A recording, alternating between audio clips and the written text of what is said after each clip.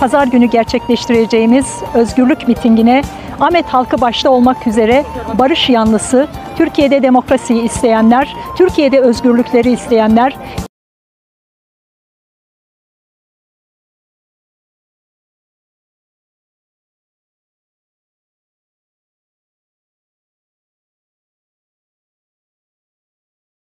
İstasyon Meydanı'nda özgürlüğe hep birlikte ses verelim. Tüm halkımızı davet ediyoruz. Demokrasi ve özgürlüğün inşası için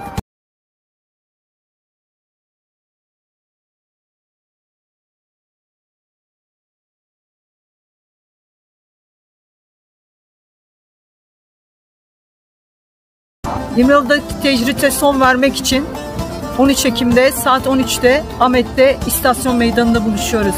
13 Ekim'de İstasyon Meydanı'nda özgürlük mitingimiz var. Bütün halkımızı mitinge davet ediyoruz.